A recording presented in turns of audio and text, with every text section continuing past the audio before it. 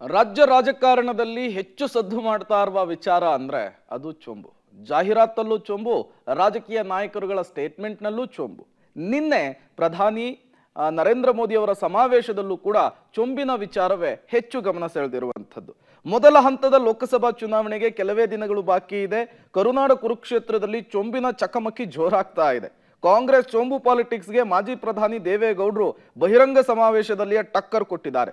ದೋಸ್ತಿ ಸಮಾವೇಶದಲ್ಲಿ ಮೋದಿ ಜೊತೆ ವೇದಿಕೆ ಹಂಚಿಕೊಂಡಂತಹ ದೇವೇಗೌಡರು ಕಾಂಗ್ರೆಸ್ ಸರ್ಕಾರ ನೀಡಿದ ಚೊಂಬು ಜಾಹೀರಾತನ್ನ ಪ್ರದರ್ಶನ ಮಾಡಿದ್ರು. ರಾಷ್ಟ್ರದ ಸಂಪತ್ತು ಯುಪಿಎ 10 ವರ್ಷ ಲೂಟಿ ಮಾಡಿದೆ, ಚೊಂಬನ್ನ ಕೊಟ್ಟು ಹೋಗಿದ್ದು ಯುಪಿಎ, ಖಾಲಿ ಚೊಂಬನ್ನ ಮೋದಿ ಬಂದು ಅಕ್ಷಯ ಪಾತ್ರೆಯನ್ನ ಮಾಡಿದ್ರು.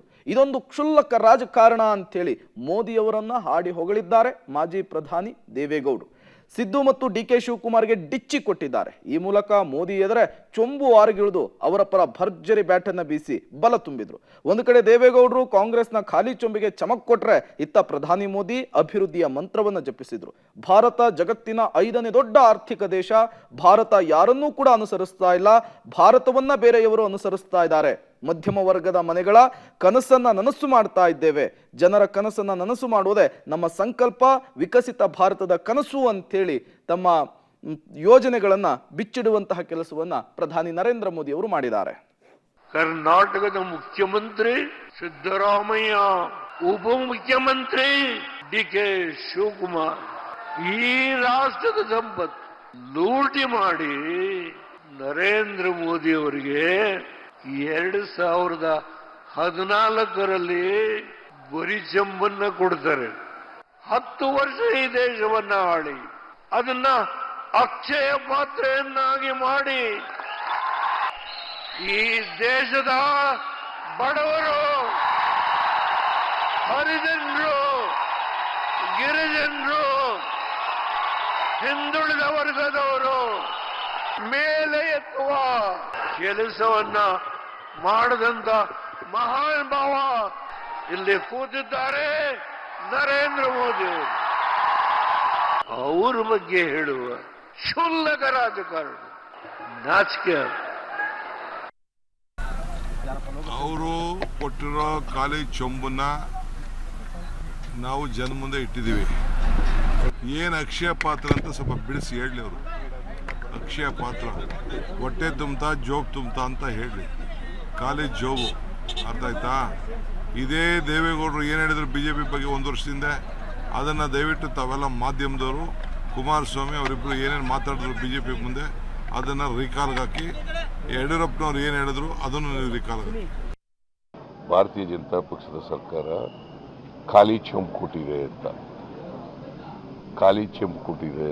ಚೊಂಬು, ಖಾಲಿ ಚೆಂಬು, ಹಳ್ಳಿನಲ್ಲಿ ಕೈಗೆ ಚೆಂಬು ಕೊಟ್ಟರು ಅಂತನಲ್ವಾ, ಆ ಥರ ಇದನ್ನು ಮಾಡಿರ್ತಕ್ಕಂಥದ್ದು. ಈ ದೇಶದ ಜನರಿಗೆ 15 ಲಕ್ಷ ಕೊಟ್ರ ಎಲ್ರಿಗೂ ಆಗ್ತೀವಿ ಅಂತಂದ್ರಲ್ಲ ನರೇಂದ್ರ ಮೋದಿ ಅವರು.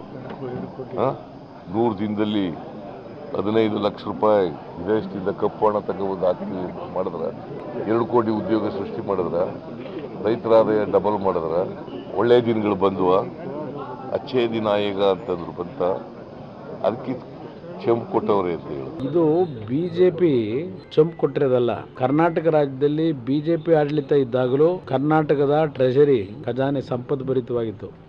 ಕೋವಿಡ್ ಪೀರಿಯಡ್ ಹಂತದಲ್ಲೂ ಅಭಿವೃದ್ಧಿಗೆ ಕೊರತೆ ಆಗಲಿಲ್ಲ ಬಿಜೆಪಿ ಸರ್ಕಾರ ಆಡಳಿತದಲ್ಲಿದ್ದಾಗ.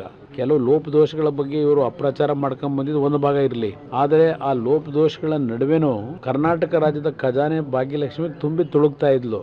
ಆದರೆ ಕಾಂಗ್ರೆಸ್ ಸರ್ಕಾರ ಆಡಳಿತಕ್ಕೆ ಬಂದ ನಂತರ ಈ 11 ತಿಂಗಳಲ್ಲಿ ಕರ್ನಾಟಕ ಸರ್ಕಾರದ ಖಜಾನೆನ ಆ ಚೊಂಬೇನ್ ಇಟ್ಕೊಂಡು ತೋರಿಸ್ತಾ ಇದ್ದಾರೆ. ಈಗ ಖಾಲಿ ಮಾಡಿಬಿಟ್ಟಿದ್ದೇವೆ. ಇವತ್ತು ಚೊಂಬು ಖಾಲಿ ಆಗಿರೋದ್ರಿಂದ ನರೇಂದ್ರ ಮೋದಿ ಅವರು ಆ ಚೊಂಬನ್ನ ಪ್ರದರ್ಶನ ಮಾಡ್ತಾ ಇರೋದು ಕರ್ನಾಟಕ ರಾಜ್ಯದ ಜನತೆಯನ್ನ ಖಾಲಿ ಚೊಂಬು ಇಟ್ಕೊಳ್ಳೋ ಪರಿಸ್ಥಿತಿ ತಂದಿಟ್ಟಿದ್ದೇವೆ, ಸ್ವಲ್ಪ ಚೊಂಬು ತುಂಬಿಸ್ಕೊಡಿ ಅಂತಕ್ಕಂಥದ್ದಕ್ಕೆ ಬಹುಶಃ ಈ ಖಾಲಿ ಚೊಂಬನ್ನ ಇಟ್ಕೊಂಡಕ್ಕೆ ಲೂಟಿ ಆಗಿದೆಯಲ್ಲ. ಈಗ ಕಳೆದ 11 ತಿಂಗಳಲ್ಲಿ ಹಲವಾರು ರೀತಿ ಲೂಟಿ ಕಾರ್ಯಕ್ರಮಗಳು ನಡೀತಲ್ಲ. ಖಜಾನಲ್ಲಿ ಇದ್ದಿದ್ದೆಲ್ಲ ಹಣ ಎಲ್ಲ ಲೂಟಿ ಆಯಿತು. ಈಗ ಚೊಂಬು ಖಾಲಿ ಇಟ್ಕೊಂಡವ್ರೆ.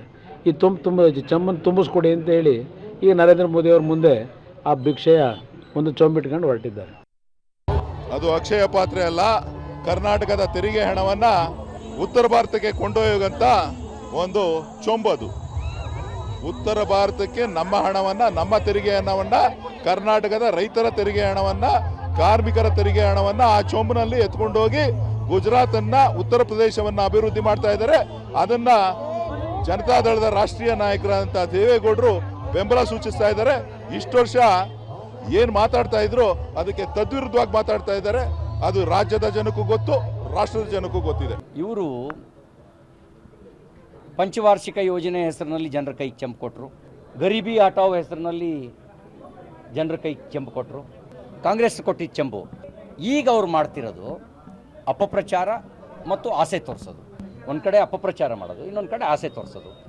ಹಾಗೆ ಆಸೆ ತೋರಿಸಿ ಅಪಪ್ರಚಾರ ಮಾಡಿ ಜನರ ಕೈಗೆ ಚೆಂಬು ಕೊಡಬೇಕು ಅಂತ ಹೊರಟಿದ್ದಾರೆ. ಬೆಂಗಳೂರಿನಲ್ಲಿ ತೊಳ್ಕೊಳಕ್ಕೂ ನೀರಿಲ್ಲ, ಖಾಲಿ ಚೆಂಬು. ಅದು ಇವ್ರದೇ ಕಾಂಗ್ರೆಸ್ ಅಧಿಕಾರ. ಕುಡಿಯೋಕ್ಕೆ ಇಲ್ಲವೇ ಇಲ್ಲ, ತೊಳ್ಕೊಳಕ್ಕೂ ನೀರಿಲ್ಲ. ಇವ್ರು ಖಾಲಿ ಚೆಂಬು ಕೊಟ್ಟಿರೋದು, ನಾವು ಕಳಸ ಕೊಟ್ಟಿದ್ದೀವಿ. ನಮಗೆ ಬರಬೇಕಾದಂಥ GST ಶೇರು ಸಂಪೂರ್ಣವಾಗಿ ಬರಲಿದೆ. ಭೀಕರವಾದ ಬರಗಾಲ ಇದೆ. NDRFನಲ್ಲಿ ನಮಗೆ ಹಣ ಬಿಡುಗಡೆ ಆಗಲಿಲ್ಲ. ಜೊತೆಗೆ ನಮಗೆ ಸ್ಪೆಷಲ್ ಗ್ರ್ಯಾಂಟಾಗಿ ಈ ಬರಗಾಲದ ಪರಿಸ್ಥಿತಿಯಲ್ಲಿ ಹಣ ಕೊಡಿ ಅಂಥೇಳಿ ಸುಮಾರು 18,000 ಕೋಟಿ ರೂಪಾಯಿಗೆ ಪ್ರಸ್ತಾವನೆಯನ್ನು ಸಲ್ಲಿಸಿದ್ದು. ಕೇಂದ್ರದ ತಂಡ ಕೂಡ ಬಂದು ಹೋಗಿದೆ. ಅಲ್ಲಿ ನಿಯಮದಲ್ಲಿರೋದು ತಂಡ ಬಂದು ಹೋದ 1 ತಿಂಗಳೊಳಗಾಗಿ ಏನು ಕೊಡಬೇಕು ಅಂತ ಅವರು ರೆಕಮೆಂಡೇಷನ್ಸ್ ಮಾಡಿರ್ತಾರೆ, ಅದನ್ನು ಕೊಡಬೇಕು. ಅದನ್ನು ಕೊಡಲಿಲ್ಲ. ಮತ್ತು ಯಾವುದೇ ಹೊಸ ಪ್ರಾಜೆಕ್ಟ್ಗಳನ್ನು ಕೂಡ ಕೊಡಲಿಲ್ಲ.